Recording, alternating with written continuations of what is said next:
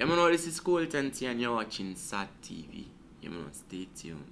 Cause SAT is everything in more I want. SAT, you're all I really need. I'm say, oh my, yeah. I'm say, SAT, your flows that I love. And I never felt this way before. But SAT with every king. Yeah, yeah, and I felt a peace, yes. I'm say, girl, this is my breath. But I'm a sat, it's your loving that I need. And surprising, you're that special lady. I said, the carrots to my peace. Sat is everything in more. I want, yeah.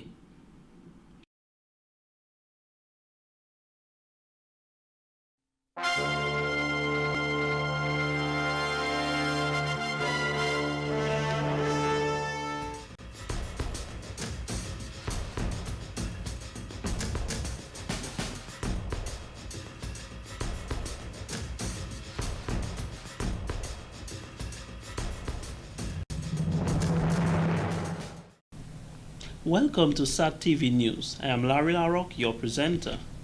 Among the major developments, police investigating shooting incident and man arrested for murder. OAS Secretary General calls for long-awaited debate. Oklahoma tongue hit by a powerful tornado. And in sports, new efforts being made for the development of table tennis. Details of these will follow. Me say we just get the remedy for the pagan them. Me just get the remedy for bad mind and jealousy. Who want to see me dead? Me just get the remedy. SAC TV. Jam me say. You don't know what Javinci you watching SAC TV. Lord, is it straight triple dose.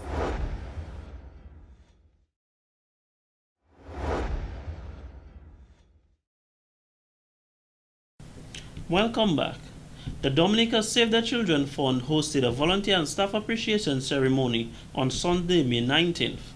Outgoing chairman of the board of directors of the Dominica Save the Children Fund, Mr. George James, stated, this was in an effort of recognizing persons instrumental in the sustainable development of the organization. On behalf of the outgoing board, I just like to express our appreciation, to the volunteers and staff of the Dominica Save the Children Fund for their hard work and dedication, and how they have contributed to the organization throughout the years. The organization evolved over the years from the inception in 1963. The British Save the Children started in 1963. While the Canadian Save the Children began in 1969, and Dominica Save the Children in 1984.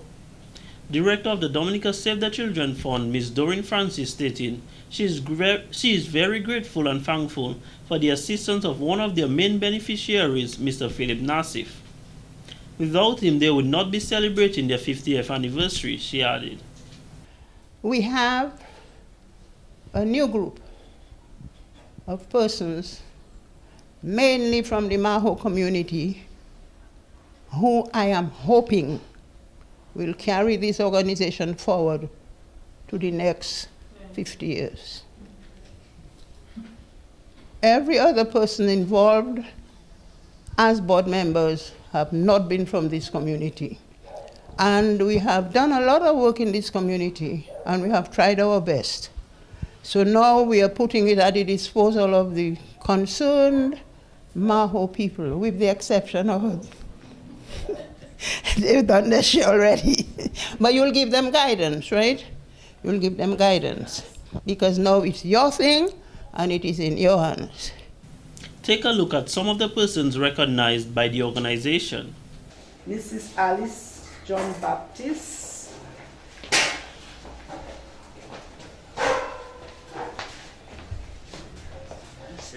citation, go ahead. in recognition of your long service to the Dominica Save the Children Fund at the Mahu Nursery.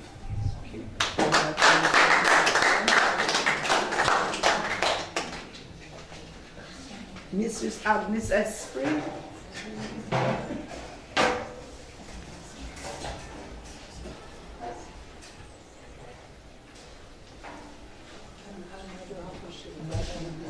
Yes. In recognition of your long service to the Dominica Save the Children Fund at the Maui Nursery. Congratulations. Mrs. Joseph John Baptist.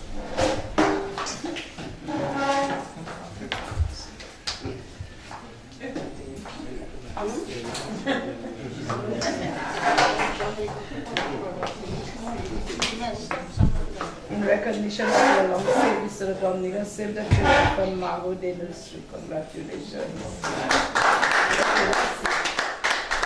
The organization also held a 50th anniversary celebration on Friday, May 17th. In more stories, the Dominica State College's agribusiness project has now been launched after receiving a financial boost of 440,000 Canadian dollars from the Canadian International Development Agency, CIDA. Dean of the Faculty of Education at the Dominica State College, DSC, Mr. Merrill Matthews stated that the project will be developed over a 3-year period, 2013 to 2016. At the heart of the project is the need for the region and for Dominica State College to move away from the traditional academic supply-driven programs to one which is demand-driven and one where the focus is on the learners and what they need. And Dalhousie University and Guelph University are partnering with the Dominica State College to develop what will ultimately be a powerful vocational program in agriculture at level 3. Level 3 meaning that the graduates will be able to operate at supervisory level. Dean of the Faculty of Applied Arts and Technology at the DSC, Mr. Ron Leslie said, this project is part of the Curriculum Education for Employment Program, CEFE, which is an integrated approach to sustainable development and cooperation developed by the Association of Canadian Community Colleges, ACCC.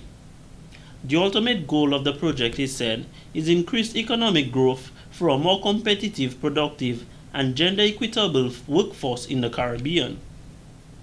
This includes the strengthening of regional capacity and employment of technical and vocational training, among others. We saw the need for agri-business, or we saw the need for agri-entrepreneurship, as we would want to say it in this context. When ACCC invited the Dominica State College to submit a proposal for the project, we met as management team and we made some discussion, consultation. We consulted some officers from the Ministry of Agriculture with our idea. We reviewed the Ministry of Agriculture 3-year development plan, and also we realized that we need a paradigm shift with respect to our program.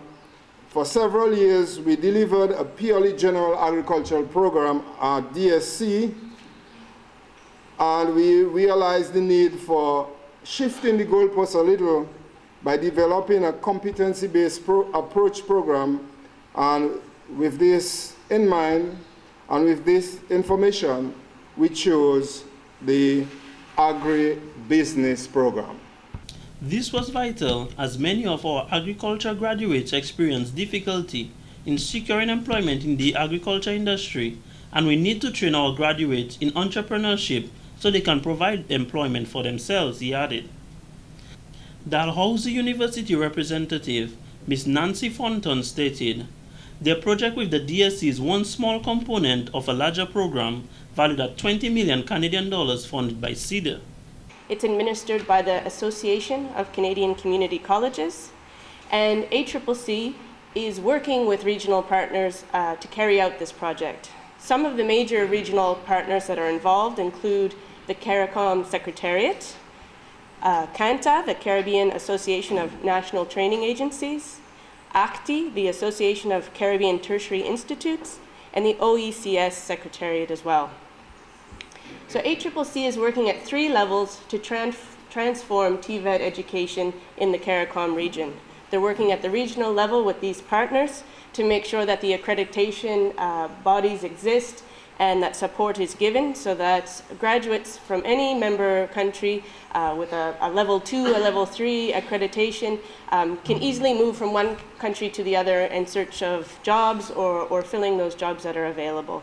She said this project will focus on training, labor market intelligence, and how they can aid in new programs, competency training, curriculum development, and prior learning assessment recognition.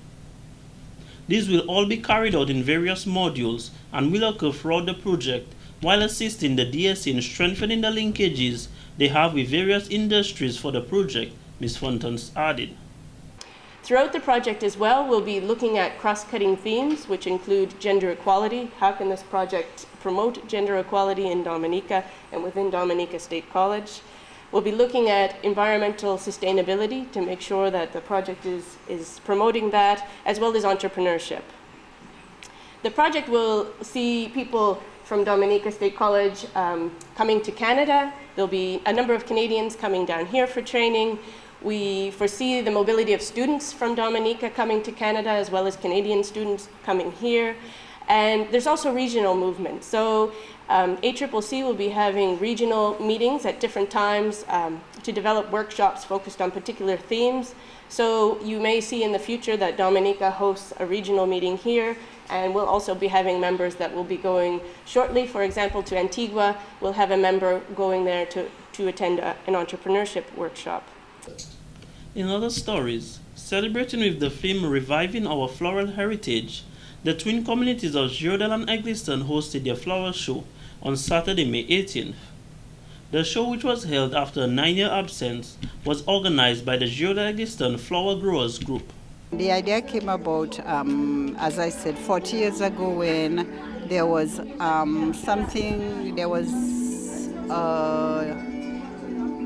competition, Tidy Village competition, and that was held. It was a government social welfare division that was organizing that, and then it was an island-wide affair, and then people would, to get people to keep their surroundings clean, this was introduced. But then after years, people got kind of dissatisfied, so then they lose interest in this, and then, but one day, the chief welfare social officer decided, well, something needs to be done, and kind of discussed it with a gentleman who is now deceased, and asked what could be done to revive or do something, to replace the Tidy Village competition, surroundings competition. According to Ms. Roye, the idea of hosting a flower show developed when they considered the many beautiful flowers growing in Girodale. It was a dream come true, she said, when they were finally blessed with a permanent location to host the annual flower show. They are currently discussing whether or not they may host this event during the independent season, when the country receives a large number of visitors and returning Dominicans. Eventually, this place we are hoping to make it a tourist attraction, both for the villagers and visitors alike. What new aspects will be implemented for future flower shows? Improvement of the site, of the grounds, maybe new features. As we go along, we plan. Member of the Girodale-Egliston Flower Growers Group Incorporated, Ms. Elizabeth Alfred, said they were really pleased to see the participation of young people who were instrumental in the preparation for the event. And the theme, if you observe at the entrance of the flower show of the display, we have I Am Culture. It is a tribute to Mrs. Marvelyn Robinson, who was a member of our group who was killed last year, November, sad. So we want to remember her. Then we have other sections of the show where you have I Am Exotic, because we know that the plants, some of the flowers that we grow here are really exotic. We have an area, I Am Unique, I Am Special, and I'm Special deals with the bouquets that we give for special occasions, like for Valentine's Day, Mother's Day, just I love you, just to say I miss you, you are wonderful. Okay, so bouquets can be given for all those occasions, just to make somebody feel that he or she is special. Then we have a section, Wild and Wonderful. We have Rich and Rare. We have an area where we depict the flowers and vegetables that are grown in our area. So I am Giraudet Egliston. So it's an I am theme, and it culminates in I am Dominica. And Ms. Alfred noted they have been receiving many positive comments from all who visited the show. Some people say that's the first time they're coming, and this is helping them to see the importance of growing flowers, at their home and so. We also use a lot of our local material, like the roof, for instance. You can see we use the bois-cano to make our roof, our chandeliers. Then we use a lot of our fishbone ferns to decorate the area. So it's a lot of material that is grown in the area. With the permanent home for the flower show, Ms. Alfred stated it presents them with the ability to host a lot more fundraising events to be used for the buildings and land maintenance, in addition to the continued development of the flower show. She also noted because of the scenic area in which the building is located, it can be used to host weddings, dinners, workshops, and seminars. Ms. Alfred went on to say the organizing committee would love to see the involvement of the young people for the continued development of this historic flower show.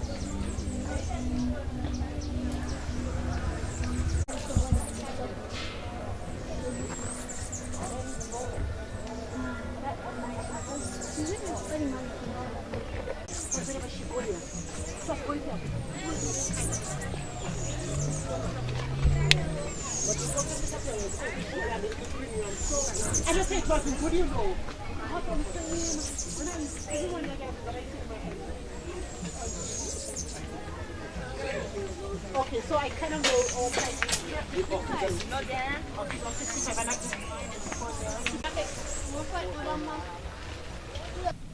One man is currently a patient at the Princess Margaret Hospital, PMH, following a shooting incident that occurred at the Botanical Gardens in Roseau on Saturday, May 18th. Mr. Albert Bethel, better known as Psycho, of Roseau, was found lying in an unconscious state at the Botanical Gardens at about 11 p.m. that night with a gunshot wound to his head. He was transported to the Princess Margaret Hospital's Accident and Emergency Department, where he was treated and admitted to the intensive care unit. The police are soliciting the assistance of the general public in finding the shooter, and anyone with information of this incident or any other crime is asked to call 1-800-4468 or 1-800-8477. In other stories, the police have arrested and charged 26-year-old David Daniel Barnes of Cassibruce with the murder of 74-year-old Mr. Julius Joseph, better known as editor of the same village. Mr. Joseph was found dead on the Cassibruce public road in the vicinity of his home with wounds to his chest and back on Tuesday, May 14th at about 5:45 a.m. The body was pronounced dead at the scene by the district medical officer, and it was then transported to the Princess Margaret Hospital mortuary pending a post-mortem examination and a coroner's inquest. In more stories, on Friday, May 17th at about 10:30 a.m., members of the drug squad and the Coast Guard conducted an anti-drug operation in the Point Michel area. During the operation, members of the Coast Guard seized an open keel boat powered by a 75 horsepower engine. A search of the boat resulted in the discovery of marijuana in excess of 200 pounds. There were no arrests, however, investigations are continuing. In other stories, the Mau police are conducting investigations into a fire which completely destroyed the house of Mr. Errol Carbon in Campbell. The incident occurred at about 10:45 a.m. on Friday, May 17th. Fortunately, the house was unoccupied at the time. The police have reported that one man is in custody and he is being questioned regarding the fire. In other stories, the Dominica Football Association (DFA), in collaboration with the United States Soccer Federation, staged a licensed e-football coaching course over the weekend. This was held at the Patrick John Football House in Bath Estate.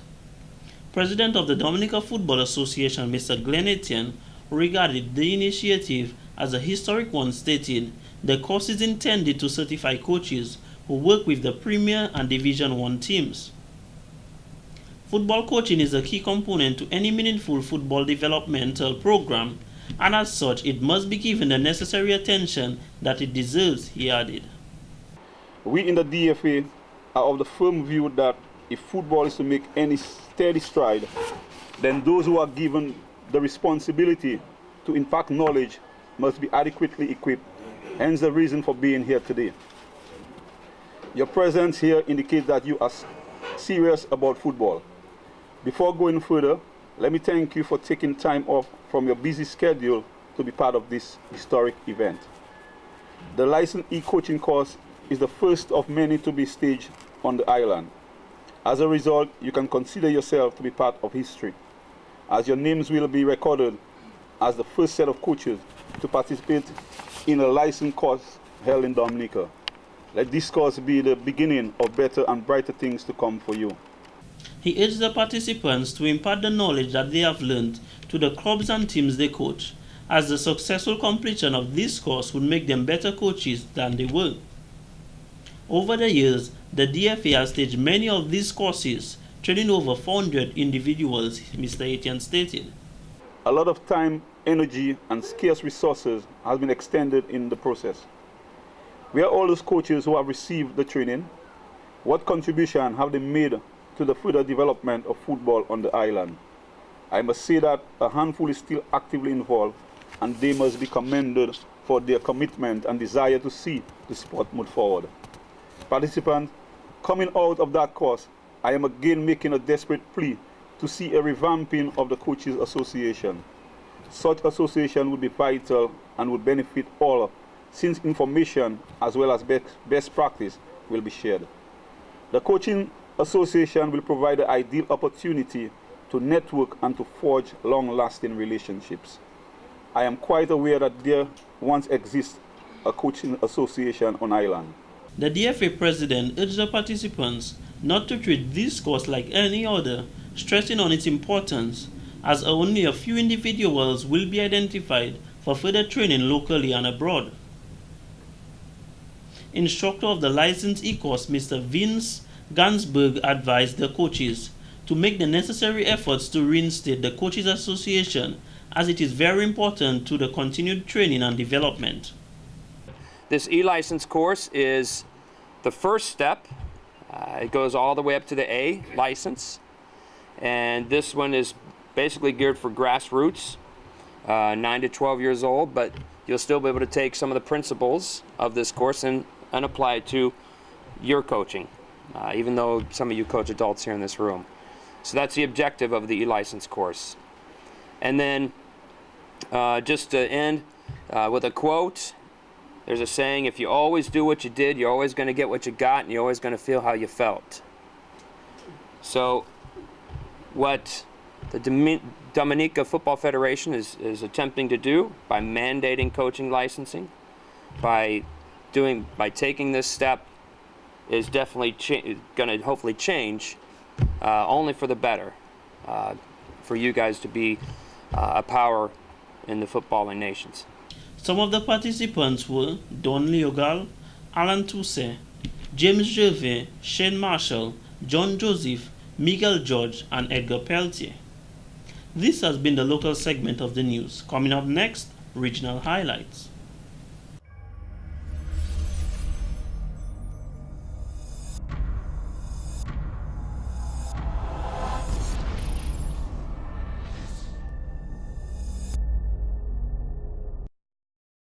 Have you ever wanted to order on the internet but don't own a credit card, or you're just fed up of the high prices of items locally? Well, the solution is Kemet's Online Services. Kemet's Online Services order a wide variety of items and get your items in as quick as 5 to 10 days. For placing orders or for more information, call 614-9550. The sky's the limit with Kemet's Online Services.